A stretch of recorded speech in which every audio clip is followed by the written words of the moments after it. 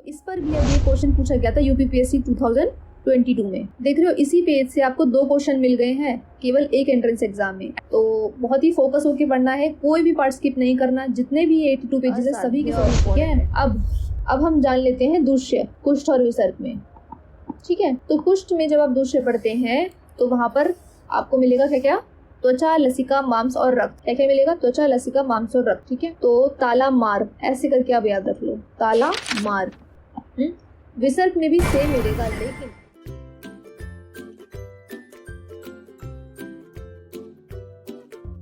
Hello students, welcome back to आईवेस parents, myself doctor Barkha Singh. तो अभी तक हमने गोविंद पारिक के हम इंपॉर्टेंट पेजेस देख रहे थे स्टार्टिंग के, जिसमें से हमने 3 पेजेस कवर कर लिए हैं, है ना।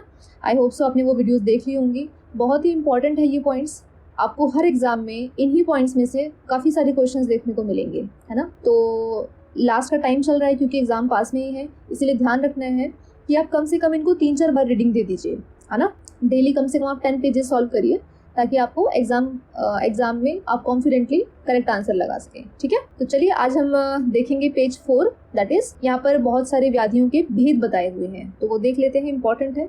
भेद के अलावा हम जो है उसमें कुछ कोड्स भी देखेंगे जो आपको याद करने में डिफिकल्टी आती है, और उनसे रिलेटेड जितने भी इंपॉर्टेंट पॉइंट्स हैं जिन पर क्वेश्चन आ चुके हैं प्रीवियसली, वो भी हम डिस्कस करेंगे।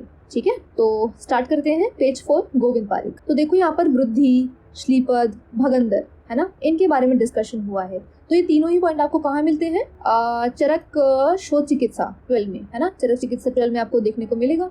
तो वहाँ पर पहले वो शोध की बात करते हैं, है ना, ग्रंथि बता रहे हैं।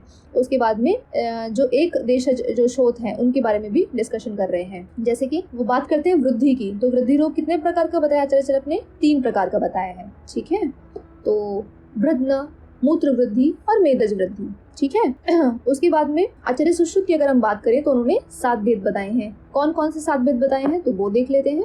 4 जो है वो तो दोषी के अनुसार ही है, वात, पित्त, कफ और रक्तज। ठीक है, उसके बाद वो बताते हैं आंत्रज, मूत्रज और मेदज। ठीक है, अब इम्पोर्टेंट क्या है, वो ये है मेदज वाला पॉइंट। मेदज के लिए लक्षण आया है कि वो कैसा दिखेगी मेदज वृद्धि, ताल फल प्रकाशम। ठीक है, ताल फल के समान दिखेगा, ताल फल प्रकाशम, तो ये जरूरी है, ये आपको पता होना चाहिए। इसके अलावा अगर हम बात करें तो जो आंत्रज और मूत्रज है ये दोनों कैसे होते हैं बच्चों, ये होते हैं वात दोष प्रधान होते हैं। कौन कौन से, आंत्रज और मूत्रज। ठीक है, तो ये भी क्वेश्चन पूछ सकते हैं कि वात प्रीडोमिनेंस वाला जो वृद्धि है वो कौन से हैं, आंत्रज और मूत्रज। ठीक है, अब अगर क्वेश्चन आएगा कि इनमें से असाध्य कौन सा है, तो जो आंत्रज वाला है वो होता है असाध्य। ठीक है, इंपॉर्टेंट। ठीक है, इतना आपको पता होना चाहिए। नेक्स्ट, इसमें जो चिकित्सा बता रखी है वृद्धि में वो कैसी है कि अगर पाक हुआ है वृद्धि में तो ही आपको चिकित्सा करनी है, पहली चीज। अगर आपने अपाक कंडीशन में कर दिया तो क्या हो जाएगा, वहां पर नाड़ी यानी कि साइनस ट्रैक्ट बन जाएगा। ठीक है, तो पाक अगर हो गया है तो ऐसी कंडीशन में आपको व्रण के समान चिकित्सा करनी है। ठीक है, तो कैसे करेंगे, पाटन, शोधन, सीवन, विरेचन और निरूप, ये उसमें चिकित्सा सूत्र बताया हुआ है, ये आपको पता होना चाहिए। ठीक है, एक बार फिर से देख लेते हैं। वृद्धि चिकित्सा क्या है, अगर पाक की कंडीशन है तो व्रण समान करेंगे, व्रणवत। ठीक है, सबसे पहले क्या करोगे आप, पाटन, शोधन, सीवन। ठीक है, उसके बाद विरेचन, निरूह। ठीक है, आई होप इतना क्लियर हो गया होगा। आगे चलते हैं श्लीपद के लिए। तो जो श्लीपद रोग है उसके लिए आचार्य चरक ने जो भेद बताए हैं वो कुछ ऐसा स्पेसिफाई नहीं करा, एक ही भेद बताते हैं, है ना। आचार्य सुश्रुत ने जो है वो 3 भेद बताए हैं। कौन कौन से, वात, पित्त और कफज, ऐसे करके 3 भेद आते हैं, है ना। इनमें जो श्लीपद में जो इम्पोर्टेंट है वो ये है दूष्य कौन सा होता है। श्लीपद में जो दूष्य बताए हुए हैं वो क्या है, रकम। ठीक है, रक्त, कफ और मांस धातु, ये जो है वो दूष्य होते हैं श्लीपद में। नेक्स्ट, और क्या पूछा जा सकता है, आपने देखा होगा कि अगर चिकित्सा की दृष्टि से अगर हम बात करेंगे तो आपने देखा होगा कि बहुत ही इंपॉर्टेंट और कॉमन फॉर्मुलेशन नित्यानंद रस, है ना। तो उसके बारे में थोड़ा सा जान लेते हैं। नित्यानंद रस का रोग अधिकार क्या है, श्लीपद रोग में बताया हुआ है ना। इसकी भावना किससे दे रखी है, हरित क्वाथ से, और अनुपान क्या है, अनुपान है शीतल जल और हिंगू। ठीक है, ये इसका अनुपान बताया हुआ है, तो इतना आपको पता होना चाहिए। इसके अलावा श्लीपद में जो चिकित्सा बताई हुई है वो कैसी करोगे, कफहर चिकित्सा, सिरावेदन और सरशप लेपन, तो ये इंपॉर्टेंट है, सरशप लेप वो पूछा जाता है, ठीक है, कि सरशप लेप जो है वो किस में करते हैं, तो श्लीपद में करते हैं, ठीक है। नेक्स्ट देखते हैं भगंदर। तो भगंदर के लिए क्या बोला है आचार्य ने, तो आचार्य चरक बताते हैं कि भगंदर जो है वो क्या है, पिड़का है, ठीक है। कब उसको हम भगंदर बोलेंगे, गुदस्य पार्श्वी पिड़का, ठीक है, कि गुद के पार्श्व में होने वाली जो पिड़का है वो क्या है, भगंदर है।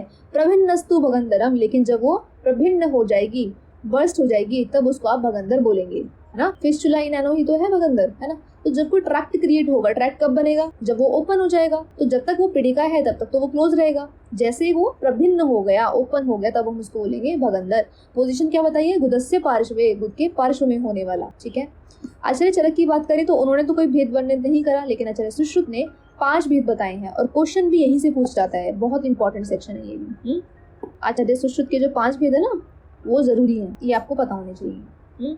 कौन कौन से हैं देख लेते हैं। तो कोड याद कर लीजिए, सुप्सु, SUPSU, ठीक है। एस से क्या हो जाएगा, शतपूर्णक, यू से उष्ट्रग्रीव, पी से परिस्रावी, एस से शंभुकावर्त, और यू से हो जाएगा उन्मार्गी, उन्मार्गी, या फिर जिसको आप आगंतुज भगंदर भी कह सकते हैं, ठीक है। तो इसमें जो दोषी प्रेडोमिनेंस है वो कैसे है, वात पित्त कफ सन्निपातज, और उन्मार्गी तो क्या है, आगंतुज है ना। तो दोषी प्रेडोमिनेंस पे आपको पता होना चाहिए, वात पित्त कफ सन्निपातिक, और ये हो जाएगा आगंतुक। इससे भी ज्यादा इंपॉर्टेंट जो क्वेश्चन आते हैं भगंदर में, और पहले पूछे भी गए हैं AIPGT में ही, प्रीवियस ईयर 2-3 ईयर्स बैक ही पूछा गया था। ये वाग्भट में जो भगंदर के भेद है वहां से क्वेश्चन पूछा गया था, है ना, कि जो ऋजु भगंदर है उसमें दोषी प्रेडोमिनेंस क्या होती है। तो आचार्य वाग्भट ने 3 एक्स्ट्रा जो है भगंदर के भेद बताए हैं। कौन कौन से बताए हैं, तो 5 तो सुश्रुत वाले हो गए, 3 एक्स्ट्रा कौन से हैं, परिक्षेपी, ऋजु, अर्शो भगंदर। परिक्षेपी, ऋजु और अर्शो भगंदर, ठीक है। इसमें दोष आपको याद होने चाहिए, परिक्षेपी में है वात पित्तज, ऋजु में है वात कफज, और अर्शो भगंदर में है पित्त कफज। बहुत इंपॉर्टेंट सेक्शन, ठीक है। नेक्स्ट देखते हैं अर्श के भेद। तो अर्श के भेद अगर हम बात करें, आचार्य चरक ने 2 बताए हैं। कितने बताए बच्चों, 2 बताए हैं। कौन कौन से, सहज और उत्तर कालज, एक तो ये भेद आता है, दूसरा आता है आर्द्र और शुष्क। तो इसमें अगर दोष की बात करें तो आर्द्र में दोष क्या होता है, आर्द्र में होता है पित्त रक्तज, ठीक है, पित्त रक्तज। और शुष्क में तो क्या होता है, वात कफज। सूख गए, किससे सूखेंगे, या तो वात की वजह से शुष्कता आ सकती है, या फिर कफ की वजह से आ सकती है, ऐसे करके याद रख लो। तो शुष्क में दोषी प्रेडोमिनेंस हो गई वात कफज, आर्द्र में हो गई पित्त रक्तज। आचार्य सुश्रुत ने जो भेद बताए हैं अर्श के, वो कौन कौन से हैं वो देख लेते हैं। वात, पित्त, कफ, रक्त सहज, सन्निपातिक, ठीक है। एक तो ये भेद बताया उन्होंने दोषी प्रेडोमिनेंस के हिसाब से, और द्वंद्वज भेद बताए हैं 6, ठीक है। तो द्वंद्वज भेद जो है वो भी आचार्य सुश्रुत ने दिए हैं। बाकी वात, पित्त, कफ, रक्त, सहज और सन्निपातिक, ये भी आचार्य सुश्रुत ने दिए हैं, ठीक है। ये आपको पता होना चाहिए। अगर हम बात करें आचार्य चरक ने जो अलग अलग अर्श में जो मॉर्फोलॉजिकल जो सिमिलैरिटीज बताई हैं कि आपको उससे किससे कोरिलेट कर सकते हो। अगर हम बात करें, आचार्य चरक ने जो अर्श के भेद बताए हैं, तो जब आप उनकी अर्श का स्ट्रक्चर देखोगे ना, मॉर्फोलॉजिकली जो फीचर्स देखेंगे, उसको किसी न किसी चीज से कंपेयर कर रखा है ना, वो भी इंपॉर्टेंट चीज है। तो रख के पूछ लेंगे कि नाड़ी मुकुल जो है वो कौन सा अर्श होता है, तो वो वातिक अर्श होता है। ऐसे करके वो इंपॉर्टेंट फीचर्स हैं, उतना हमें पता होना चाहिए, तो वो भी देख लेते हैं, यहीं पर ही आपका कवर हो जाएगा। तो चलिए हम अब अर्श के भेद देख लेते हैं, ठीक है। तो पहला आता है वातिक अर्श, उसके बारे में जान लेते हैं। तो वातिक अर्श में जो उन्होंने मॉर्फोलॉजिकल सिमिलैरिटीज बताई हैं, उपमा जो दी है, वो कौन कौन सी दी है। पहला आता है सूची मुखाकृति, ठीक है। दूसरा आता है तुंडिकेरी, थर्ड आता है कदम्ब पुष्प, और फोर्थ है नाड़ी मुकुल, ठीक है। ये हो गया वातिक अर्श। अब आप बोलेंगे कि इतना सारा लक्षण याद कैसे करें, है ना। तो वातिक अर्श के लिए आप कोड याद रख लीजिए, सटकनी, सा से हो जाएगा सूची मुखाकृति, ता से हो जाएगा तुंडिकेरी, का से हो जाएगा कदम्ब पुष्प, और ना से हो जाएगा नाड़ी मुकुल, ठीक है। तो यहाँ पर हमारा वातिक अर्श कंप्लीट होता है। नेक्स्ट देखेंगे हम पैतृक अर्श। पैतृक अर्श में देख लेते हैं कि कौन कौन से लक्षण या मॉर्फोलॉजिकल फीचर्स बताए गए हैं। तो पहला आता है शुभ जीवा संस्थान, दूसरा आता है यव मध्यानी, यव का जो मध्य भाग होता है उसके जैसा दिखेगा। नेक्स्ट आता है यकृत प्रकाशानी, और लास्ट आता है जलोका मुखाकृति, ठीक है। तो इसको याद कैसे कर सकते हैं, शयज करके, शयज। शा से हो गया शुभ जीवा, या से हो गया यव मध्य और यकृत प्रकाश, जा से हो गया जलोका, ठीक है। आई होप सो याद हो रहा होगा। घबराना नहीं है, जो लोग पहली बार देख रहे हैं उनको हो सकता है टाइम लगे याद करने में, बट द थिंग इज कि अगर आप बार बार इस वीडियो को देखेंगे तो आपको लर्न हो जाएगा, है ना, और वो फिर लाइफ टाइम के लिए मेमोरी सेट हो जाएगी, ठीक है। अब हम देखेंगे कफज अर्श। कफज अर्श में जो लक्षण बताए हुए हैं वो कैसे कैसे है? करीर। नेक्स्ट पनस अस्थि। पनस क्या होता है? कटहल, है ना, जिसको सबसे निकृष्ट बताया गया है ना, अहिततम है वो, पनस अस्थि। नेक्स्ट गौस्तनाकार, और लास्ट आता है मांस धावन। ठीक है, कफज अर्श को याद कैसे कर सकते हैं आप? कांप गया मैं, कांप गया मैं। ठीक है, क से करीर, प से पनस अस्थि, ग से गौस्तन और म से हो गया मांस धावन। ठीक है, लास्ट जो है वो आता है हमारा रक्तजर्श, है ना, तो उसमें जो कोड है वो क्या है? नाविका। नाविका करके याद रख सकते हैं आप। और यहीं पर याद रख लीजिए, रक्तर्श के बारे में भी आचार्य सुश्रुत कुछ स्पेसिफिक फीचर्स बताते हैं। कौन कौन से हैं देख लेते हैं। न्योग्रोध, नेक्स्ट विद्रुम, नेक्स्ट काकड़ंती फल समान। ठीक है, तो इसको याद रख सकते हैं आप नाविका से। देखिए, कोड्स याद रखने इंपॉर्टेंट नहीं है एक्चुअली। जो स्टूडेंट्स बिना कोड के याद रख सकते हैं उनके लिए वेल एंड गुड है, लेकिन कुछ स्टूडेंट्स होते हैं जिनको मेमोराइज करने में प्रॉब्लम होता है, तो उनके लिए ये कोड्स हैं, आप इनको बार बार देख सकते हैं। ठीक है, तो उससे आपको मेमोरी में सेट हो जाएगा। ओके, आई होप सो यहाँ पर आपको अर्श याद हो गया होगा। हमने मैक्सिमम पार्ट यहीं कवर कर लिया है। ठीक है, अर्श के अगर दूषों की बात करें तो दूषे कौन कौन से हैं? मांस, मेद और त्वक, है ना, मांस, मेद और त्वक। जबकि आचार्य सुश्रुत क्या बताते हैं? मांस और त्वक। ठीक है, ये दो बताते हैं। आगे चलते हैं, पांडु के भेद। बहुत इंपॉर्टेंट है ये वाला सेक्शन भी। पांडु के भेद से क्वेश्चन पूछा गया है, कई बार आ चुके हैं। ठीक है, तो देखिए, अभी रिसेंटली अगर मैं बात करूं तो यूपीपीएससी 2022 अभी जो एग्जाम हुआ था ना, वहां पर क्वेश्चन पूछा गया था। आचार्य सुश्रुत का जो पांडु का भेद है उस पर पूछा गया था। ठीक है, तो देखिए, आचार्य चरक ने पांडु के भेद बताए हैं कितने? 5। वात, पित्त, कफ, सन्निपातिक और मृत भक्षण जन्य पांडु। ठीक है, ये ऐसे करके 5 भेद बताए हैं। आचार्य सुश्रुत ने 4 भेद बताए हैं। कौन सा नहीं बताया? उन्होंने अलग से जो है मृत भक्षण जन्य वो काउंट नहीं करा। ठीक है, उन्होंने दोष में जब वो बताते हैं ना, तभी मृत भक्षण वाला उसी के अंदर इनकलकेट कर देते हैं, तो इसीलिए उनको हो जाते हैं 4। ओके, अगर हम बात करें, आचार्य सुश्रुत ने पानकी, लाघरक और आलसाख्या, ये 3 जो है ना वो पांडु के भेद बताए। ये अलग से आए हैं, लेकिन इसको जब वो संख्या बता रहे हैं पांडु के भेद की, तो वहां पर काउंट नहीं करा। ठीक है ना, और इसके अलावा कामला, कुंभ कामला, हलीमक, ये पर्याय बताए हैं पांडु के, वेरी इंपॉर्टेंट। आचार्य सुश्रुत ने पांडु के पर्याय में क्या क्या बताया? कामला, कुंभ कामला, हलीमक। ठीक है, आचार्य हरित जो है उन्होंने 8 बताए हैं। कौन कौन से? 5 तो चरक वाले हो गए, बाकी 3 कौन से? कामला, कुंभ कामला और एक हो गया हलीमक। ठीक है, इंपॉर्टेंट। नेक्स्ट देखते हैं कामला। तो कामला और पांडु में जो दूष्य बताए गए हैं वो कैसे बताए हैं? देखो, आचार्य चरक ने कामला में बताए हैं मांस, रक्त और त्वचा। क्या बताए हैं? मांस, रक्त और त्वचा। जबकि पांडु में बताया है केवल मांस और रक्त। पांडु में बताया मांस और रक्त, जबकि कामला में तो क्या बताया? मांस, रक्त और त्वचा। तो आपने देखा ना कि कामला में क्या होता है, जब जॉन्डिस होता है तो स्किन पूरी की पूरी पैलर हो जाती है ना, तो कहीं ना कहीं वहाँ पर भ्राजक पित्त भी इन्वॉल्व है, इसीलिए त्वचा भी एक्स्ट्रा दूषित हो गया। किसमें? कामला में। ठीक है ना, तो ये आपको पता होना चाहिए। आगे देखो, हिक्का। तो हिक्का के भेद बताते हैं।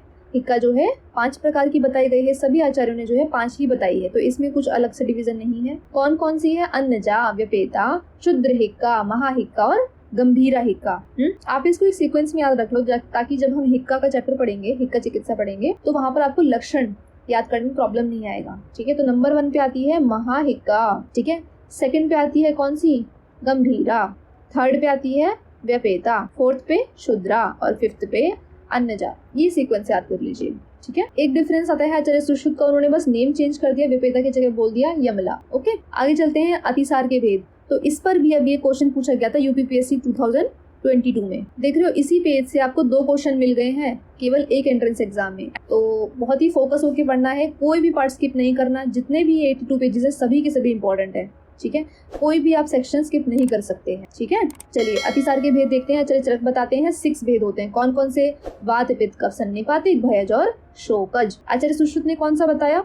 भयज के स्थान पर आमज अतिसार बताया, यही इंपॉर्टेंट, आमज अतिसार। ठीक है, ऐसे याद रख लो कि आचार्य सुश्रुत को आम बहुत पसंद थे, तो इसलिए उन्होंने आमज अतिसार बताया। और क्योंकि सुश्रुत कौन है? सर्जन है, तो उनको भय तो लगेगा नहीं, है ना, तो भयज अतिसार आचार्य सुश्रुत ने नहीं माना।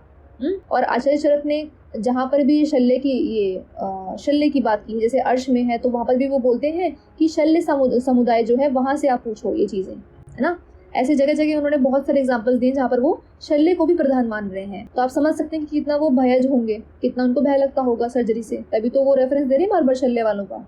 ठीक है ना, तो इसीलिए आचार्य सुश्रुत ने भयज अतिसार नहीं माना और आचार्य चरक ने भयज और शोकज दोनों माना है। ओके, बाकी वाग्भट और माधव वाला इतना इंपॉर्टेंट नहीं, जस्ट एक बार गो थ्रू हो जाइए कि वाग्भट ने जो है चरक को फॉलो किया है। ओके, नेक्स्ट देखते हैं विसर्ग के भेद। तो विसर्ग के भेद आचार्य चरक ने 7 बताए हैं। कौन कौन से?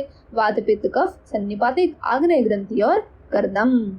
ठीक है, इसमें भी दोषिक प्रिडोमिनेंस जरूर है कि किसमें कौन सा दोष बताया गया। आग्नेय जो है उसमें वात पैतिक होता है, ग्रंथि में होता है वात कफज और कर्दम में होता है पित्त कफज। आचार्य सुश्रुत ने जो विसर्ग के भेद बताए हैं वो बताए हैं 5। कौन कौन से? वात, पित्त, कफज, सन्निपातिक और शतज। ठीक है, इनमें से अगर बात करें सन्निपातिक और शतज तो ये दोनों बोले गए हैं असाध्य। ठीक है, अब हम जान लेते हैं दूष्य कुष्ठ और विसर्ग में। ठीक है, तो कुष्ठ में जब आप दूष्य पढ़ते हैं तो वहां पर आपको मिलेगा क्या क्या? त्वचा, लसिका, मांस और रक्त। क्या क्या मिलेगा? त्वचा, लसिका, मांस और रक्त। ठीक है, तो ताला मार ऐसे करके आप याद रख लो, ताला मार। विसर्ग में भी सेम मिलेगा लेकिन लसिका नहीं होता विसर्ग। ठीक है, इंपॉर्टेंट दूष्य। आगे देखिए तृष्णा के भेद देख लेते हैं। तो तृष्णा में आचार्य चरक ने 5 बताए हैं, कफज तृष्णा नहीं बताया। ठीक है, क्योंकि चरक बताते हैं कि तृष्णा हमेशा वात और पित्त जन्य है, इसीलिए कफज तृष्णा का भेद नहीं बताते हैं। इंपॉर्टेंट। इसके अलावा आमज, उपसर्गज और क्षयज बताई है। आचार्य सुश्रुत ने 7 बताई है। कौन कौन सी? वात, पित्त, कफज, आमज, शतज, क्षयज और भक्त निमित्तज। ओके, अगर हम बात करें आचार्य वाग्भट और शारंदर की तो उन्होंने भी आचार्य चरक को ही फॉलो किया है। ठीक है, लेकिन आमज की जगह सन्निपातिक तृष्णा बताई है। सिर्फ इतना आपको जरूरी है पढ़ना। लास्ट देखिए विषवेग। तो मनुष्य में जो विषवेग बताए गए हैं वो कितने हैं? 8 बताए गए हैं। और आचार्य सुश्रुत ने कितने बताए हैं? 7 बताए हैं। अगर बात करें एनिमल्स में तो 4 बताए गए हैं और पक्षियों में 3 बताए गए हैं। विषवेग भी इंपॉर्टेंट टॉपिक है, यहाँ से भी क्वेश्चन पूछे जाते हैं। रिसेंटली भी आपने देखा होगा, तो क्वेश्चन आता है कि 3rd वेग में होने वाला लक्षण कौन सा है ना। तो आई होप सो आपको समझ में आ गया होगा। ये पेज बहुत इंपॉर्टेंट था, हमने देखा इसमें से 2-3 क्वेश्चन एक ही क्वेश्चन पेपर में आ चुके हैं, है ना, यूपीपीएससी 2022। तो सभी इंपॉर्टेंट पॉइंट्स थे। अगर आपको वीडियो पसंद आई हो then don't forget to hit the like button, and if you are new to our channel then don't forget to subscribe. Leave your IVS parents. Thank you.